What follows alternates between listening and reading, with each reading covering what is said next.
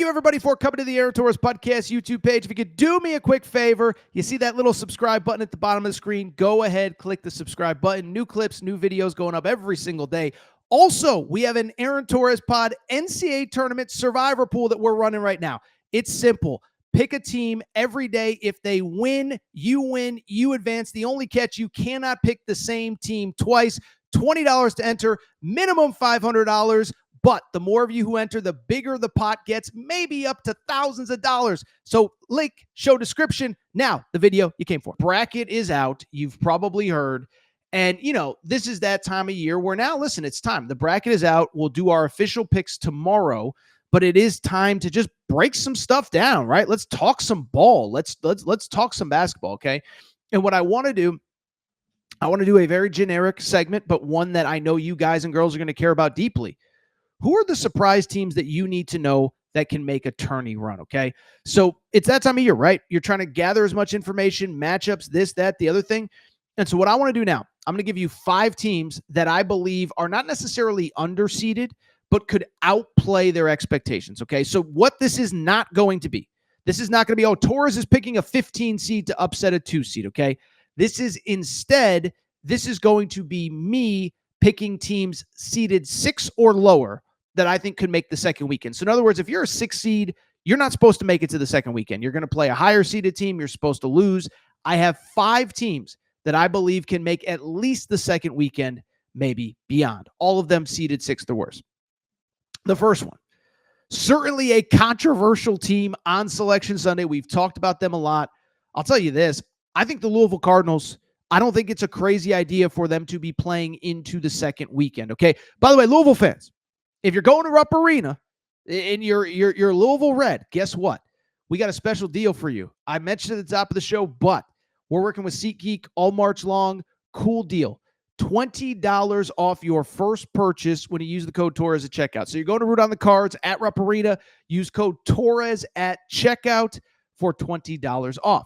But Louisville, let's talk about them. Bottom line, first of all, I think Creighton's a good matchup for them. Listen, I think Creighton has overachieved this year. I think Creighton's kind of limited in who they are and what they do. Ryan Kalkbrenner's an All-American. Stephen Ashworth is awesome. But the guy who was supposed to be their starting point guard got hurt and has been out for most of the year. And, you know, Creighton, I think, listen, I'll be real. I think they took advantage of a not very good Big East. St. John's is amazing. You get past St. John's, Marquette has issues. UConn has issues. Xavier has issues. And everybody else really wasn't that good. Doesn't mean the Big East hasn't been good in years past. Doesn't mean the Big East is good now.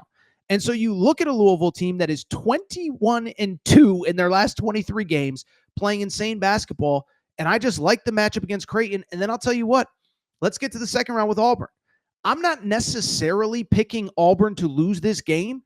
Sorry, producer Matt. But listen, first of all, I'm not picking Auburn necessarily to lose this game. We'll make our official bracket picks. But let's be real. Auburn has lost 3 of its last 4. Ironically, they've lost 3 of its last 4 since the old belt-to-ass celebration at Rupp Arena. So now they're coming back. They're not playing well. Now, listen, I think you could argue with Auburn that, you know, listen, they play Texas A&M. A&M desperately needs a win. They lose at the buzzer to Alabama. Tennessee's really good. So, like, you can absolutely make the argument that Auburn is going to make a run. But do I think it's impossible that Louisville pulls off the upset? No, I don't think it's impossible. I think Louisville matches up pretty well with them for an 8 seed. By the way, Louisville fans will tell you, and they're right, they shouldn't be an 8 seed, but that's another conversation for another day. So Louisville is misseeded, probably should have been closer to a 6. The game is an hour from their campus. By the way, I got crushed in the comments for saying it was 45 minutes from Louisville.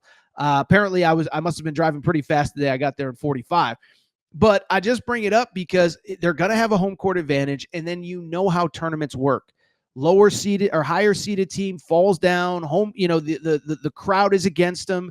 Play a little bit tight.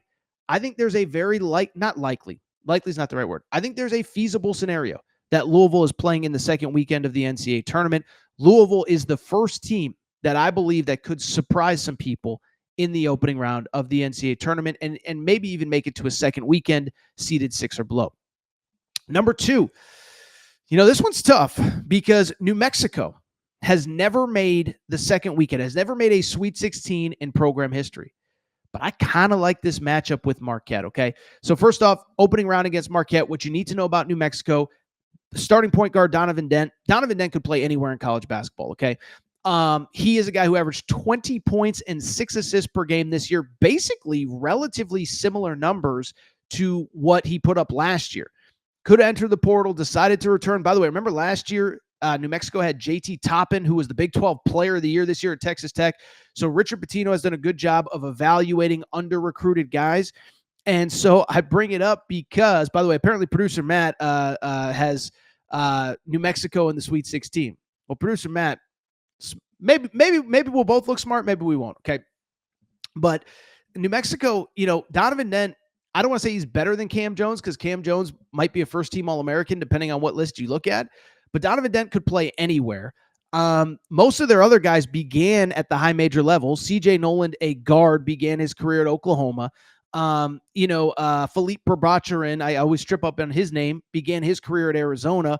Also worth noting, by the way, their number one big guy, Nelly Jr. Joseph, I think he's better than anybody that Marquette has in the front court. He began his career at Iona with Rick Pitino. So if you can play for Rick Pitino, you can play anywhere. I just really like this team. I really like the matchup with Marquette. Listen, a second-round matchup with Michigan State will not be easy. There's a reason that New Mexico is the 10 seed.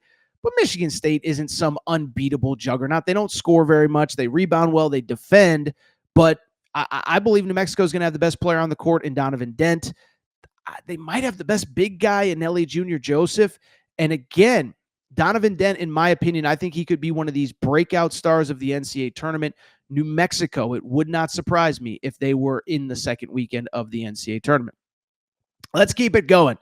Number 3 on the list of teams that I think could surprise some people in this NCAA tournament, the BYU Cougars. Yeah, we've talked a lot about BYU, but it's with good reason. By the way, I just mentioned it for Louisville. I will mention it again.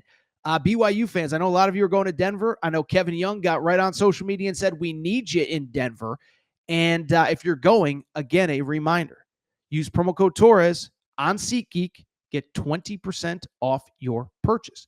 So you want to go. I saw tickets for about $75 right now. Use promo code Torres. You can get $20 off your first purchase. Thank me later. Cheer loud. Make me look good. Because I think BYU can make a little bit of a run here. So first of all, I see a lot of people saying that VCU maybe is the better team or can at least pull off the upset. I'm not saying it can't happen, but this is one, I think the schedule kind of screws over VCU, to be perfectly honest. And I think so much of the tournament, it's about matchups, but it's about all the other variables, okay? So you think about BYU versus VCU. BYU plays Friday night against Houston. They lose. That sucks, but Houston's a really good team, okay? And so you lose to Houston, you get on a plane, you're home late Friday, early Saturday, you're home all day Saturday, all day Sunday, you're chilling. VCU played the 2 biggest games maybe of its season on Saturday and Sunday, okay? They win the A-10 championship probably about 2 o'clock Eastern time. They drive back. They probably don't get back to campus until right around that bracket comes out. Now, after playing 3 straight high-leverage games on Friday, Saturday, Sunday, they got to get on a plane and fly west to Denver on Tuesday. That's a quick turnaround. I think it's also worth noting they're going to be playing at altitude. BYU plays at altitude. Believe me, when I worked out at the Holiday Inn Express gym in Provo, I was sucking wind, okay? That altitude is real. VCU is not used to it. BYU is. I like the matchup there. And then with Wisconsin, I think it's the same thing. Like, they're kind of similar teams, shoot a lot of threes, good guard play. I think BYU is kind of a better team. Now, Wisconsin is really good, played for a Big Ten championship. They get hot, can hit a lot of threes. But I could see the scenario where BYU beats both of those teams, goes to the first Sweet 16 since the Jimmer Fredette era. I just like how the matchups, match up. The other thing, too, really quick, I'll be quick because I want to keep going. Remember, they got a bunch of guys that played in the tournament last year. 4 guys that were on that roster, headlined by Richie Saunders, all Big 12 first team. This is not a team that, because it's a new coaching staff, they got a bunch of guys who haven't been there before. On top of them, Mawit Mag has been in NCAA tournaments. They got 5-6 guys in their rotation that have played in an NCAA tournament. I like them to maybe potentially make a deep run. Producer Matt, the kiss of death, he likes BYU as well. I'm not even going to tell you how far he has BYU going because I don't want to get in trouble if something weird happens, okay? Number 4 in terms of teams that I believe can make a run. Again, these are teams seeded 6 or below, so not supposed to make it out of the first weekend. Let's do it, baby. Let's do, is Drake up next, producer Matt? I forget. Okay, Drake is next. Okay, so listen, Drake is a trendy pick. We all know the story. Ben McCollum's their head coach, D2 head coach, D2 legend, really? I keep saying this. Can somebody be a legend when they're like 42 years old, but coached at D2 for about 15 years, won 4 national championships, goes to Drake, immediately wins 30 games, and has things rolling. By the way, I think it's kind of interesting. Saw Ben McCollum went out with my buddy Dan Dockich on Monday. I don't know. I don't think you go on with the biggest Indiana voice personality if you're not interested in that Indiana job. Another conversation, whatever. Bring it up because, listen, the story's great, but I actually just like the matchups that they have. Well, I like one at least. Missouri, I think, is a good matchup for them. We talked about it on Sunday's show. What does Missouri want to do? They want to play fast. They want to force a lot of turnovers, and they want you to turn the ball over and make you uncomfortable. Well, Drake plays at that super deliberate pace. Drake does not turn the ball over. They're one of the best teams in the country in turnover margin in terms of they commit very few turnovers. They force a lot of turnovers. I think they're going to dictate that game. Again, we'll make our official picks Tuesday, but I really like how that matchup works well for Drake. I think they could beat Missouri. Now, I will say, Texas Tech ain't going to be easy. Texas Tech is a really good team. Listen, you're not rooting for injuries, but Texas Tech is a little bit banged up right now. That's something to monitor. By the way, that is part of the reason we don't make our picks until Tuesday night into Wednesday. We're monitoring injuries. Texas Tech has a couple. So I don't know that I feel great about Drake winning a second game, but I think they're in very good position to win at least one. And once you win that first one, you never know what's going to happen. Last team, 5 teams that I believe could surprise some people. Let's go to beautiful Providence, Rhode Island. Not going to go with Arkansas. Not going to go with Kansas to upset St. John's. I'm going to go with those McNeese Cowboys, baby. That's right. Will Wade, the American gangster, just had him on the pod a few weeks ago. Now, listen, their matchup with Clemson is not easy, okay? But Clemson is a team. Listen, Clemson doesn't overwhelm you with anything. The thing about McNeese, and Will Wade might have even said it on this show, McNeese, they're not very big. And Will Wade, I thought, had an interesting explanation. He's like, I could recruit a 7-footer, but we would never play him in our league because nobody has that kind of size. So they're a little bit smaller. I thought last year they got overwhelmed by Gonzaga's size. And I will readily admit that Clemson is pretty big in the front court. Clemson doesn't have big guys that take over games, though. They're more kind of role players. But, they're not like, it's not like playing Janai Broom or, whoever. Even like an Amari Williams at Kentucky. That's not who you're playing. You're not playing Jonas Adu. Like, I'm just sorry, you're not. And so, can McNeese get hot? Again, they're a team. They have high major dudes. Brandon Murray played in the Big East in the SEC. LSU to Georgetown. Georgetown to Ole Miss. Now he's at McNeese. One of their starting forwards began his career at Arizona State. Last year, one of their other forwards played at Syracuse. They have dudes that have played at the high major level. I don't think it's a terrible matchup with Clemson. And then if they survive, I'll tell you this. The more I look into Purdue High Point, I think High Point could potentially pull the upset. So it wouldn't totally shock me if we had a 12 versus 13 there, even if they play Purdue. Purdue, this is the 1 year. They don't have that 7'4" guy in the paint. Their starting center, Daniel Jacobson, got hurt in the preseason. And so Trey Kaufman-Wren is a really good player, but he's like a 6'9" dude. He's, they've seen a Trey Kaufman-Wren before. I don't know if they've ever seen anybody 7'2", 7'3". So McNeese is the 5th team that I believe could pull off some shockers. Again, I'm not saying it will happen, but I'm saying it could. And again, we will do our full NCAA bracket breakdown on Tuesday night at some point. Don't know exactly when we'll go live, but those are 5 teams that I think could be in really good position to surprise some people. For those of you who missed the start of the segment, it is Louisville, the 8 seed in the South, New Mexico, the 10 seed in the South. We also have BYU, the 6 seed in the East, I believe. And then also we have Drake, an 11 seed. I don't even remember what region, whatever. Midwest maybe.